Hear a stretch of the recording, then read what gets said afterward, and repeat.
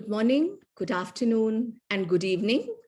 My name is Sujata Ramachandran, and I'm a postdoctoral research fellow with the My Food Project at the Balsillie School and Wilfrid Laurier University.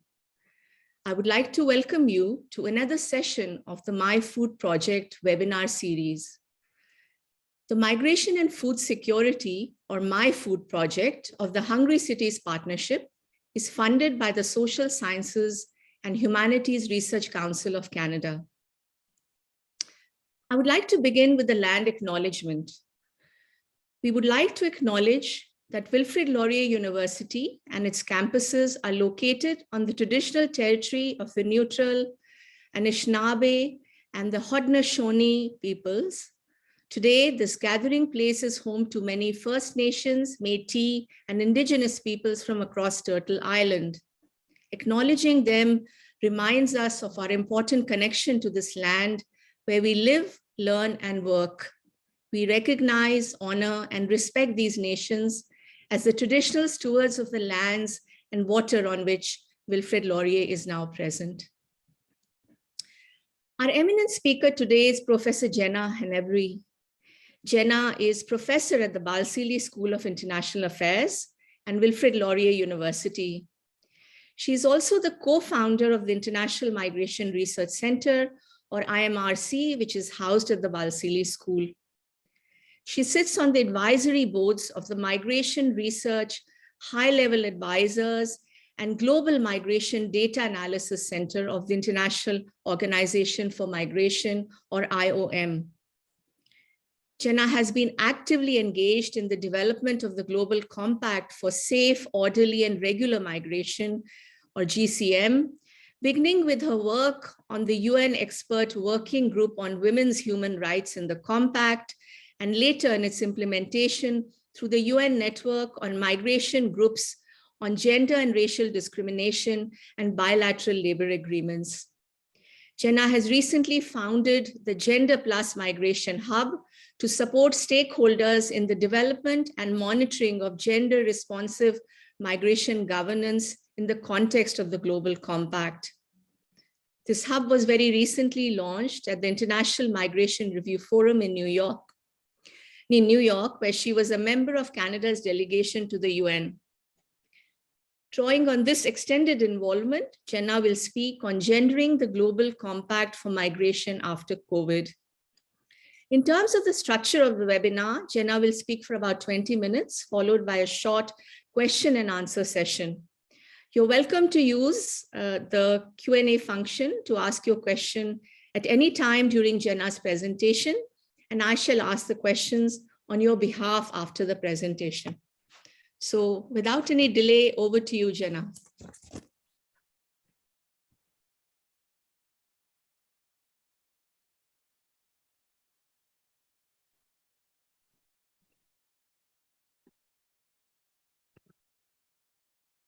Sorry, I was finding that elusive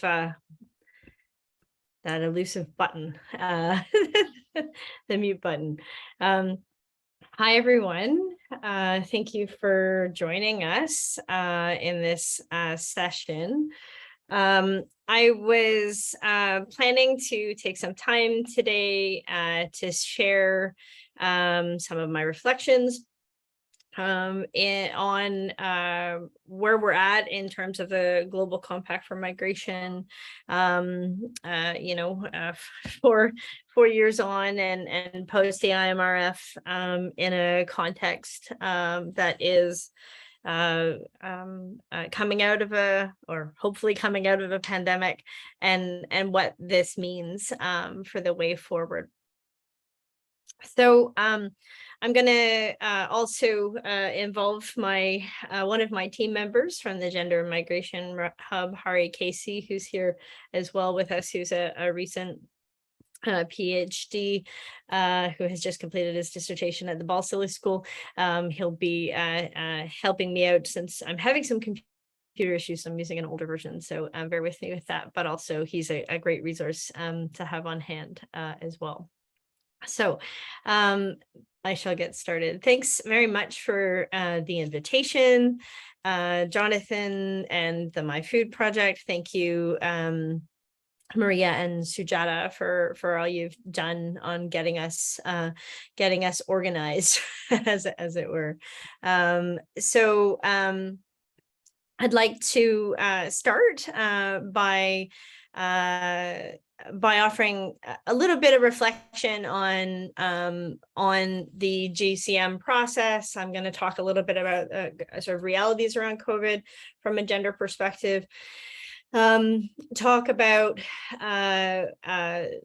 where we're at, not only in terms of my experiences of the participant observation at the IMRF recently in New York, but also some of the content analysis that I've been doing that aims to compare what I have previously published with Alison Petroziello on the way in which gender has been addressed in the Global Compact for Migration, and trying to look at the Progress Declaration and all of the other documents that connect up around the IMRF and the UN network on migration and the structures of it, to think about really how is gender responsiveness, which is one of the guiding principles of the Global Compact for Migration, has been embedded or not into the work of the network and the work of the kind of implementation of the Global Compact for Migration. So, and this is an important moment, right? Because we've just come out of the IMRF, and we're potentially coming out of a pandemic. So as a start, I thought it would be good for us to think about, things we know that we already know that there have been gender has compounded precarity and vulnerability experienced by migrants during COVID. We've seen scapegoating, heightened exposure to violence, xenophobia, discrimination, processes of irregularization and precarization, basically loss of status and loss of employment. We've seen extended work hours, employer restrictions, employer control, surveillance, lack of access to food, loss of housing, unsafe housing, heightened health risks and exposures, lack of PPE, ability to physical distance, and all of those contexts to keep oneself safe during a pandemic. We saw that according to the World Health Organization, women facing higher risks of exposure than men, and given that they make up of 70% of healthcare workers worldwide, and we know that also prevailing gender norms dictate that women tend to take care of sick members of their families, and we saw increased exposure to sexual and gender-based violence for women and LGBTQ plus migrants, lack of access to and interruptions to other healthcare and services, including sexual and reproductive health during this period, disruption of remittance sending, mobility blockages, visa cancelizations, travel restrictions, heightened fees, and the list goes on. Lots of cases to draw in here, looking to, for example, Ecuador, to see that we had a great majority of the Venezuelan population that has left the country, roughly 80%, are concentrated in Ecuador, and many LGBTQ plus migrants in that community face discrimination and have found it particularly difficult prior to COVID to be able to integrate, find a job, provide support, deal with discrimination, often finding it difficult and ending up in precarious work, sex work, for example, delivery work, and much more exposure to police violence, physical violence, sexual violence, and discrimination. And what we've seen in this prior to COVID was a response by community-based organizations and civil society to try to address those issues, to reach out to those communities, to do what they can to provide support, access to food, for example, access to information, employment, counseling, assistance with access to care in the context of exposures to gender-based violence. But during the pandemic, that all but ceased because of concerns around outreach, and then also because of the compounding xenophobia, basically leading to people thinking that migrants were themselves carriers. And so it meant that those in the most precarious situations often were left without any of the kinds of supports from either from government or from civil society, often because civil society was in fact not allowed to do so because of legislation, regardless that they may have wanted to. So we've seen broadly, internationally, things in the context of COVID. We've seen an increase in gender-based violence. We've seen lots of things that have led to very deleterious consequences that are going to have far-reaching and long-term consequences, particularly for women and LGBTQ plus migrants. I thought I mean, there's lots of other cases. There's cases in the Middle East we can point to, in Qatar, where the kafala system and the context of COVID combined together to kind of create a situation of increased surveillance, increased employer control, and also housing vulnerabilities. Lots of cases to draw on, but I thought it would be good for us to also hear the voices of some women migrants. One of the things we've done with the Gender and Migration Hub is we've started to collect and do a call for videos from migrant workers around the world, and they've been submitting them. We shared some of them at the IMRF, and we will be sharing them on the Gender Plus Migration Hub, which we'll talk about later on in the question period. But I thought I'd take the time to share the floor a little bit with some women migrants themselves from Nepal. And I'm going to ask Hari to show that video for me. If you could do that, that would be great. Thank you.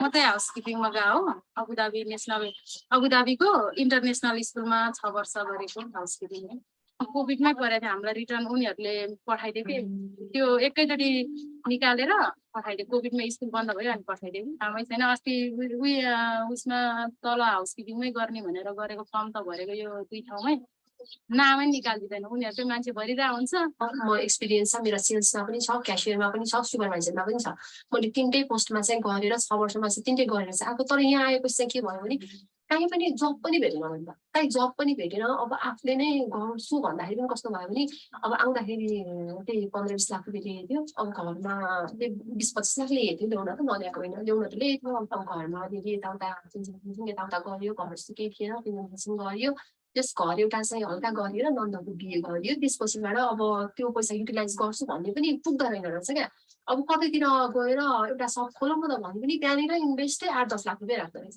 अनि जुन ल्याएको त्यो त खर्च भइसक्यो देशबाट खरिदेको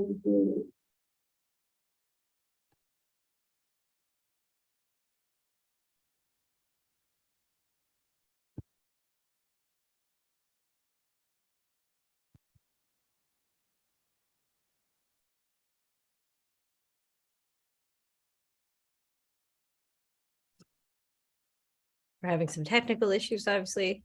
Oh, yes. I don't know what happened with the video. I will... Okay, let's try one more time, and then if not, I'll carry on. Thanks. Sorry, folks. गर्छु भन्ने पनि पुग्दैन रहेछ क्या अब कतैतिर गाउँघरको छरछिमेकको कुरा सुन्दै त्यसपछि मान्छे राम्रो काम गर्दैन नराम्रो काम गर्छ देशयालयबाट सरकार हुँदा त्यही कुराहरू मेरो परिवारको सुनेर मैले मेरो घरबाट कोभिडमा मैले 3 वर्ष बसेर नेपाल फर्किएँ र अहिले चाहिँ मैले आफ्नै कुनै अनुदान सरकारी अनुदान बिना मैले आफ्नै थोरै लगानी लाएर अहिले बङ्गुर फार्म पालेको छु मैले विदेशमा हल्का मिसिन चलाउन सिकेको थिएँ र नेपालमा आएर केही संस्थाहरूसँग आबद्ध भएर मैले ट्रेनिङ लिएर अहिले म झुला सिलाइ कटाइको उइसबाट म सिकाउनु हिँडेर आफ्नो व्यवसाय चलाएर म बसेको छु शान्तिनो काम भयो नि पढाइ नहुनेहरूलाई नि आफ्नो क्षमता अनुसार जब दियोस् भन्ने चाहिँ सबैको त्यही चाहना हुन्छ म त त्यही भन्छु कि प्राय म जस्तै अरू महिला दिदीबहिनीहरूलाई नि प्राय त्यस्तै आफ्नो लेभल अनुसारको काम दियोस् कि सरकारले आफ्नो मान्छे मात्रै नघुसाइदियोस् कि त्यो भित्र चाहिँ अरूको देशमा त धेरै कष्ट गरिन्छ अरूको धेरै कुराहरू सुनेको छन् त आफ्नै देशबाट यतिसम्म कुरा सकिएला भन्ने यतिसम्म कुरा पर्ला भन्ने कोही मान्छे सोच्दैन। विदेश गएर फर्केकोहरूले नेपालमै केही गरौँ भन्ने सोचहरूमा बनाउँछ भने त्यसमा सरकारले पनि हेरिदिनुपर्छ, गाउँपालिकाहरूले पनि हेरिदिनुपर्छ र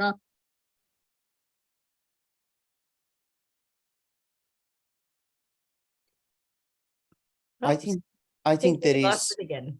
yes, Okay, stop then again. I'll just continue. That's fine. Yes, sure. Sorry, folks. We were hopeful that we'd be able to show you that video. It seemed to work earlier, so you never know as some of those things go. But they will; those videos will be there. Well, there's this video, and there's many others that'll be available on the Gender Plus Migration Hub over the coming weeks as well. So you'll be able to go there and check it out at a later date. Apologies for that. Let me just pick up where I was. There we go. So, we've seen lots of challenges throughout COVID, but many of those challenges are challenges that existed previously, but were exacerbated. Part of the reason I wanted to show you this video was that it does underscore that many of them were longer term types of challenges. But also I wanted to show this video because I think it did show the kind of complexities of the experiences of women migrant workers in particular, and how gender was impacting them, sometimes in terms of creating vulnerabilities or heightening stigma, for example, and discrimination, but also in terms of them being able to make contributions to development, to be able to engage and provide care work that's vital to the economy, to be able to bring back resources, to be able to support families and do vital care work as well upon return. And so to try to make sure that we remember that the narrative is not all one where everything's been awful. There have been some positive things that have happened prior to COVID. There's been a lot of good practices emerging, which we've seen from a number of countries. There's been a lot of positive contributions highlighted of women migrants in particular, but the challenges, and so we've seen a number of things that have taken place. So for example, we saw a period, actually I heard about this during the IMRF when Ireland took the floor and talked about its regularisation program and pandemic payments for undocumented workers during that time. And that there's a discussion about continuing those as in post-COVID context. We also saw some interesting practices like having in Norway having access to what did they call them? The unemployment and employer support programs for migrants during COVID, and the hope is that that will continue in the post-COVID context. So there has been some positive things happen during this period. It's just about being able to keep them going. But what we've seen is many of them have actually stopped during COVID, things that were in progress, and part because there was this thinking that you do gender responsiveness when stuff is good. You care about that stuff later when things aren't in crisis, right? But part of what I've been trying to highlight when I speak to governments and others is that actually it's more important when things are not going smoothly, when there's crisis, when there's hardship, when there's downturns or issues that are acute, as well as long-term, like climate change. That's when you need to really be integrating approaches all the way across that ensure that those kinds of challenges and issues don't exacerbate and deepen the kinds of inequalities that have perpetuated in the migration system historically. And that's really what's meant by responsive, is to sort of head on identify the processes and sites where inequalities are reproduced and to try to change them to produce different outcomes, right? To be transformative in a way that is actually towards SDG 5, for example. So some of the I wanted to offer my reflections on the GCM. So in the GCM, in its original form, in the final GCM draft. In the Global Compact, we did a full content analysis of the draft itself and of the agreement itself, and found that after multiple drafts of the GCM, where earlier drafts were mentioning gender responsive 10 to 12 times, only mentioning women 5 times. By the time we got to the final draft, we were looking at 21 mentions of gender responsive and 17 mentions of women, lots of mentions of equality and empowerment, but still a fair amount on sexual and gender-based violence, families, often conflating women and children, sexual exploitation and trafficking. Still no, in the Global Compact for Migration, I think it's important to recognize that sexual and reproductive health was not mentioned, and neither was LGBTQ+. This is particularly important because now at the IMRF, looking at the where we're at in terms of the Progress Declaration, which is a reaffirmation of the GCM and all of the principles that underscore it, including the New York Declaration and its lofty goals of not leaving anyone behind as well, right, is all meant to be reaffirmed through this Progress Declaration. And I'll come back to my thoughts on what all this means, but just to point out that that in the Progress Declaration, we ended up with only 10 mentions of women. We have no standalone paragraph on women. Women and children are largely combined, and almost all references in the Progress Declaration are to addressing violence, such as on paragraph 63, 60, issues around precarious work and exposure to sexual and gender-based violence, 28 and 36, for example.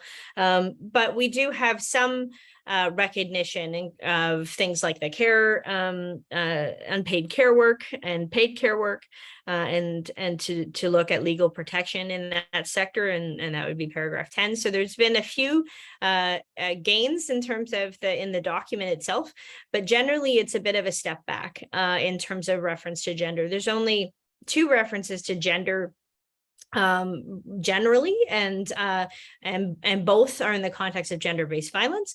And then there's only 5 references to gender responsive, and they're more sort of affirmational statements than they are more specific references. And again, we still have no reference to LGBTQ+, and we have no reference to sexual and reproductive health rights.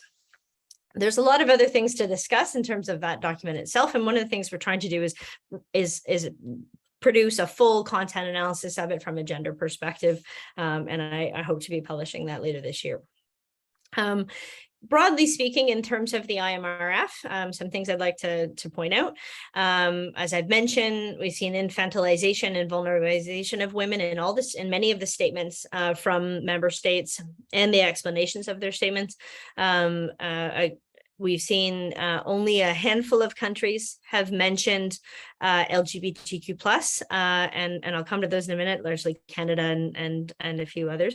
And we've seen a lot of attention on sort of backpatting, or whatever that is, self-congratulatory statements by states on their sort of one-term or short-term projects or initiatives that are really on protecting women who've experienced trafficking or violence.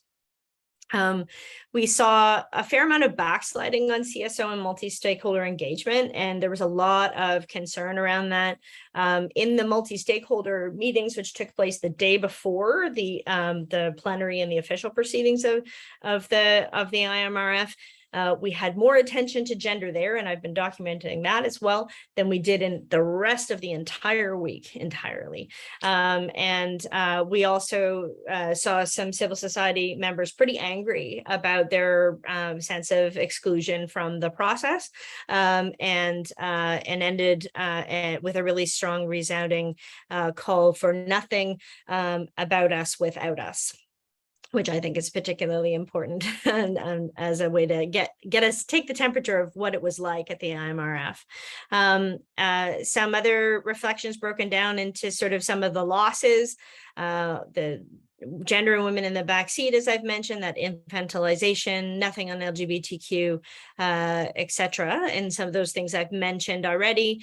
The positive things, renewed commitment among champion countries, and Canada standing out here on gender.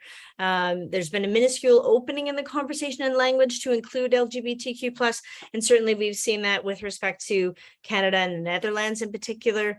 There's been a recognition of structural inequality and systemic racism. Canada, Mexico, El Salvador in particular, and endorsed language on multiple and intersecting forms of discrimination. So a recognition that there's intersectionality at work here, but we saw a lot of opposition to that too. Egypt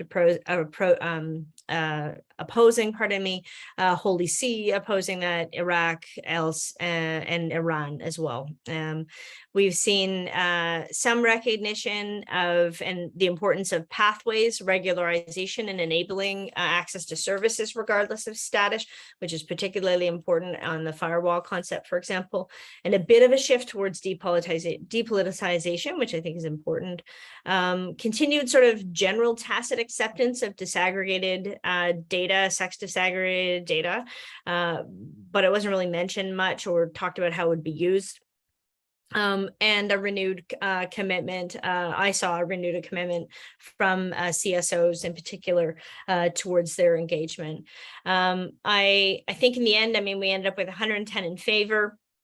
And this means a great majority signed on to the agreement and have reaffirmed the agreement, which is, I think, really important because it's about facilitating multilateralism on these issues. And it is articulated in a human rights-based approach that's grounded in international law. So it covers a whole range of things that I think are really important, which we can't quite get into in the time allotted, but just to say that there's some really key important issues, which is that we got it through, we got it signed, we didn't lose any of the key components of the global compact that were there. I think that's really important.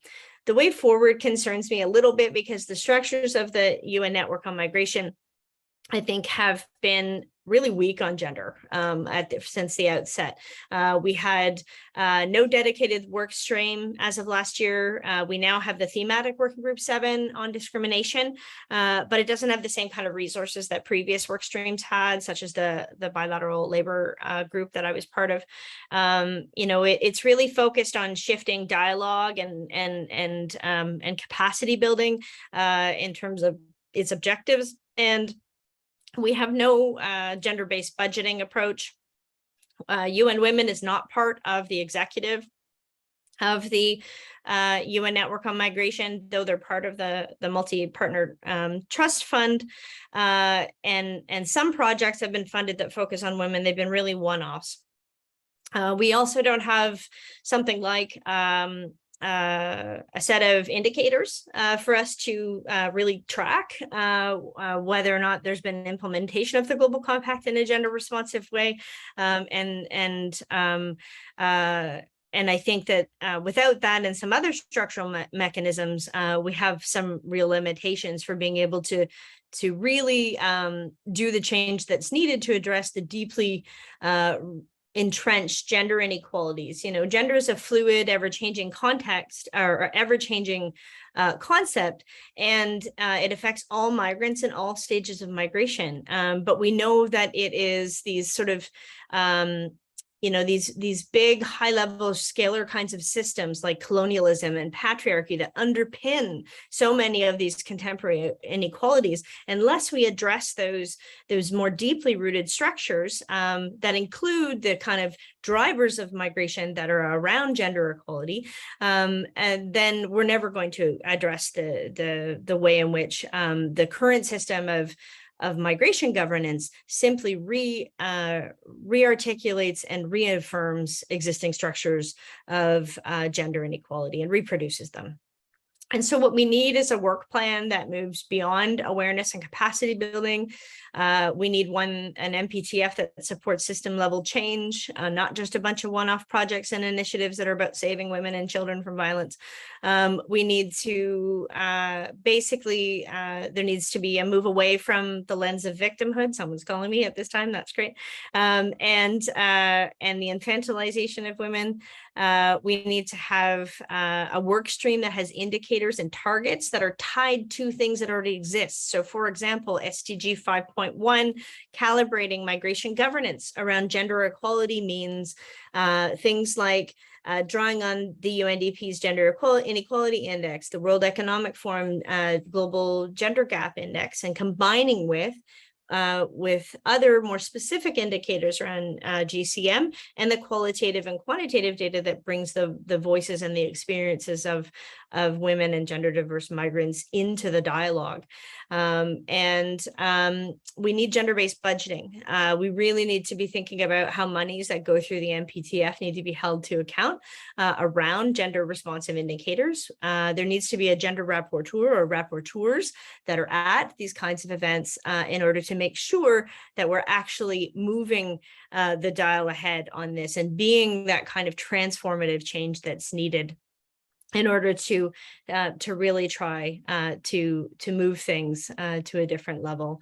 In wrapping up, basically just want to say that the goal for the network in the lead up to the next IMRF will be to establish these kinds of mechanisms in order to actually try to come close to meaningful realization of that gender responsiveness principle. I think it's got, the GCM lays out a really great agenda and some guidance, but it's only by, really tackling those deeply rooted inequalities well before migration begins and during migration that we can come close to realizing gender equality rather than further entrenching a system that perpetuates gender inequality and has very deleterious consequences for women and LGBTQ plus migrants. So I'll end there and welcome a discussion and happy to share more bits of quotes from states or information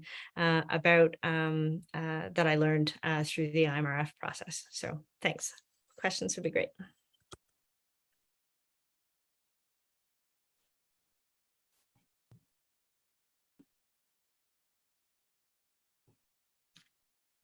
Thank you so much, Jenna, for this extremely interesting and insightful presentation. We will now take questions and comments. While we're waiting for the questions, let me begin. Let me ask some questions. Lots of interesting observations. Your point about you do gender responsive stuff when things are good, not during crises. Some commentators have suggested that the COVID-19 pandemic has been a game changer in that it will fundamentally alter the way we understand social realities and we manage it. Do you think it has, in terms of the way the implementation process of the Global Compact is happening? The short answer is no. How's that? I think there's been some openings, there's been some opportunities, and we've seen a bit of depoliticization. We've seen some mechanisms introduced that mean it's not that hard to do some things in ways that are more rights-based approach, or a way that responds to the needs of particular communities and in these moments of crisis. But often we've also seen equally backtracking, backsliding on all sorts of things, removal orders, all sorts of stuff that's been very problematic in terms of human rights in this period. So I don't think it's a good news story. I do think that there's been an opening for dialogue, and there's been more governments step up to engage in the GCM or in the network on migration to assist them in the process of handling these kinds of challenges. And so it's in those moments that they have heard and been given guidance from other states like Canada or other states that have suggested ways or shared ways that they've tried to do things in a way that is more aligned with human rights. And to be clear, when I'm naming a state, when I'm saying Norway does this or Canada does this, I'm not saying they're perfect, nor am I saying they're doing everything right. I'm just saying that they've had moments where they've said things or done things, practices or certain language that's been really, really valuable that I like to highlight when those things happen. The second question is really about the way the Global Compact came together. And one interesting aspect, even though the compact is about global governance, civil society organization played a very important role in it. What is the role now in the IMRF? Is it weaker, stronger?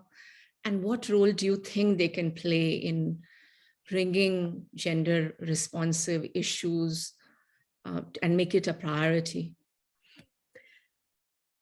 So there was a resounding, angry, nothing about us without us, because they felt completely excluded from the formal processes of the IMRF, unlike the GCM.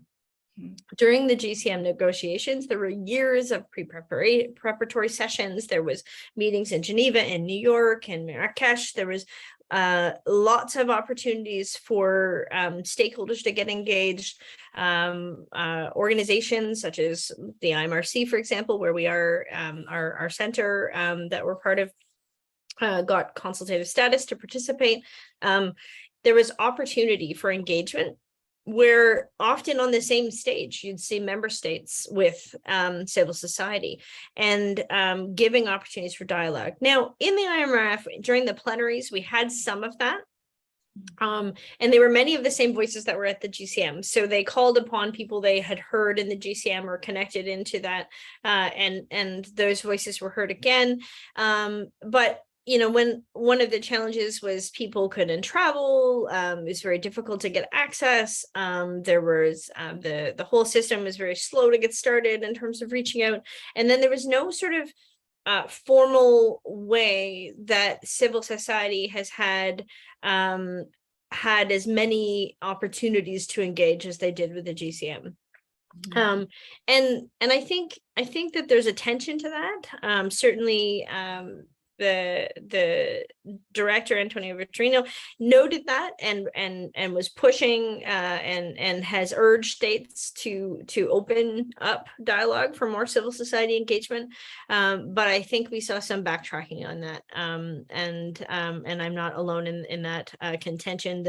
I went to the Women's Caucus when I was there. In addition to the formal proceedings, it was held across the street, and there were some very intense and angry, frustrated civil society members there, feeling not only excluded, but that the ways in which women were being talked about was in fact a bit offensive, and was really like, it was as if Marrakesh didn't happen, and that suddenly, you know, in the first phases of discussion, a lot of people were sort of standing by, going, it's as if people don't remember what gender responsiveness means. I mean, we had, you know, so much attention to it,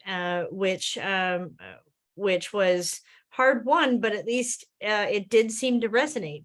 And now suddenly it's as if that's forgotten. And when you look at the structure of the network, it's no surprise, because that's the signal. The structure has sent the signal, right? The structure has said, we don't have a work stream on this. We don't have resources for this. We don't have indicators for this. We didn't put it as primary thematic area in our first work plans. We only have it now in the work plan. It's only appeared now for this year and last year, well, sort of last year and this year, but it's very weak. It's just, let's get together and do listening sessions. Frankly, it's not sufficient in terms of actually trying to realize what's meant to be a cross-cutting principle, and it's not going to happen by accident. So. My next question is, I think one of your observations was that we need a set of gender indicators. Yeah, absolutely. Are we having any other questions from anybody else yet? I don't know. Nobody else is asking questions. Do they know that they can go to the Q&A function or onto the chat or whatever way you'd like to ask a question? I'm game for any of those, just to flag that to people. So yeah, I mean, we need indicators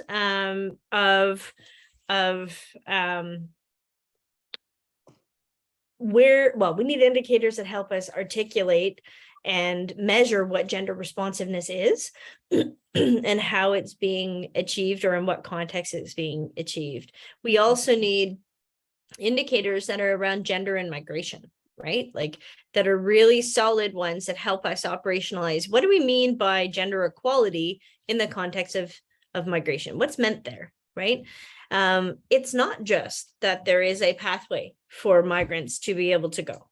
If that pathway is one that continues to channel them into gender-based occupations that are have a high tendency towards informality, are under-regulated, and high levels of abuse, lack of unionization, so care work, certainly domestic care work anyway, then we're not. By just simply more pathways doesn't mean that we're doing anything to change or anything to move us towards a more transformative approach at realizing gender equality. Unless we do that, then we're not going to do that. We're going to be re-entrenching the gender norms of that are often harmful to men too, right? So men are going to go and do construction work. Women are going to go and do domestic care work, and that's the system that's being perpetuated. That is absolutely not moving us towards gender equality and heightening risks for everybody involved.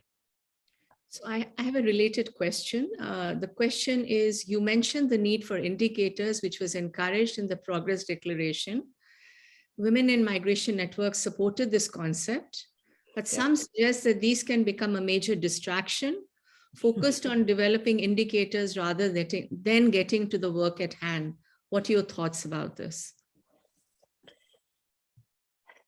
I think we need to hold people to account. We need to hold governments to account, and we need to hold the network to account. So I think when it depends on how the indicators are developed. We need civil society involved in the development of the indicators.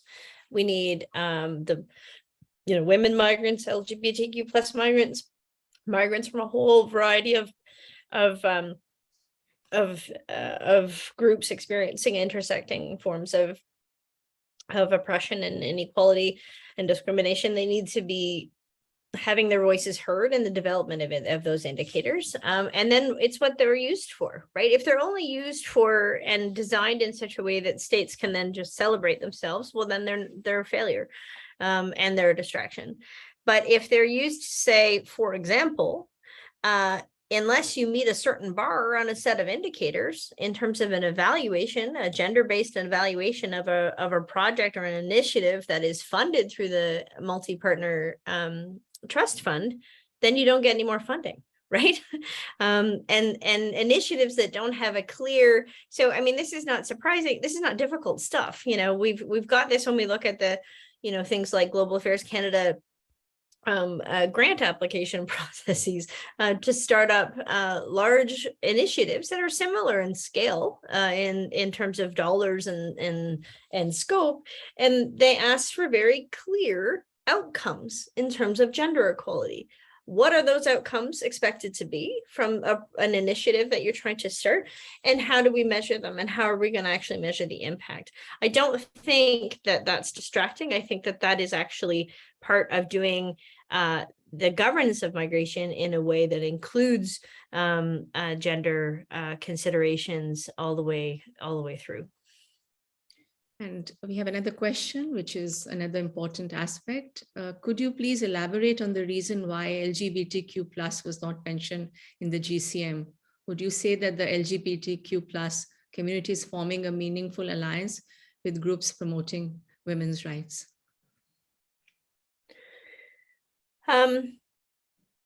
Okay, so I think it's always hard to get a sense on why things are not being talked about. I mean, I think it's not because there isn't alliances between civil society organizations. I think it's not because there isn't the voices of those migrants, at least in the sidelines. They're not given the floor, and that's a factor for sure. But I think it has to do with other states not being willing to step up. I think that where we're at now is that in the formation of the GCM, it got left behind because it and sexual reproductive health became deal breakers for some states. Then we'd lose other states and they wouldn't sign on. Now we've seen it reaffirmed, and it was reaffirmed when multiple states gave declarations that had in it a reference to, at the very least, kind of gender diversity, right?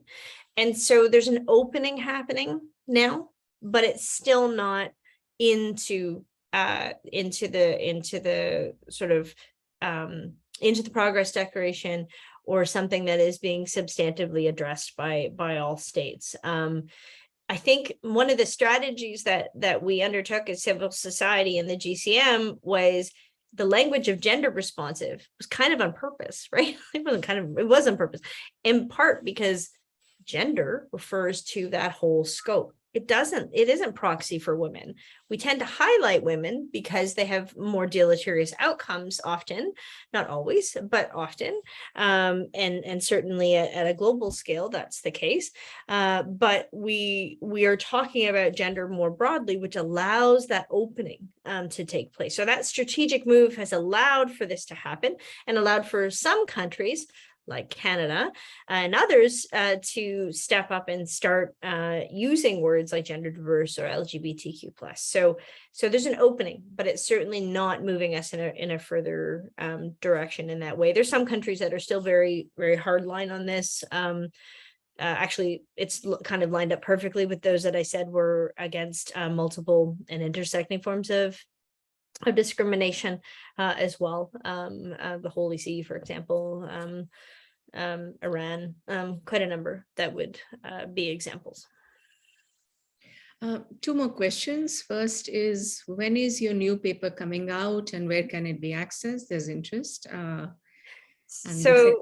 There will be, hopefully there'll be a short piece published in the IOM's Migration Policy and Practice journal. I think that's what it's called, soon. That's my hope. That'll probably be the fastest thing coming out. It'll be short and it'll be basically a lot of sort of observations and data and discussing the way in which gender where we're at in terms of gender responsiveness post IMRF.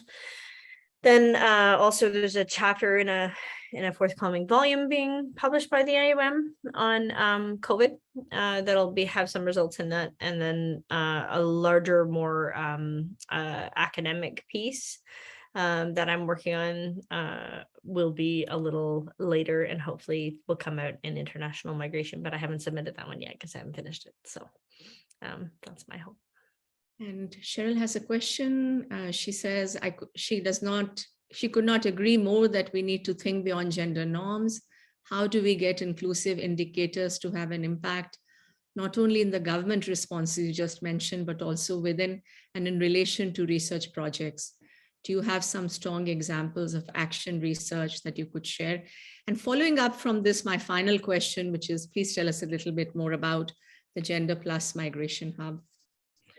Oh yeah, that's a good question, Cheryl. And then I'll point to the hub briefly, but yeah, and part of, I think what we need to do is a bit better, or part of what I hope to do in some of those publications is to point to specific things that can be done, and practical evidence-based approaches that can try to sort of to do what I said earlier, which is point to states that, look, other states have done this. It's not that hard. And we can do the same when we talk about the research. And then I think in terms of thinking about indicators and yeah, there's lots of great methodologies out there for being able to develop indicators. And part of one of the things we're trying to do in the Gender Hub is develop a piece on guidance around indicators for gender responsiveness. The Gender Plus Migration Hub is a project that I've been leading, that's funded by the International Migration Research Center. Sorry, not funded by us. It's IMRC is one of the partners, so is the Balsillie School of International Affairs and Laurier, but and our primary partners are the Women in Migration Network, who have been working with us on developing this this hub. But what we've done with that is it's been funded by the IRCC Canada, and we've been trying to identify and collate and share when there have been practices that have been gender responsive on some scale. Maybe go to the scale on the landing page, Hari. One of the things we've done is try to show that there is a whole range of different practices out there and try to find ways to highlight those. And the hub in its development has meant that we've been trying to share resources about what that means. Some of them we've developed themselves, some of them we have combined.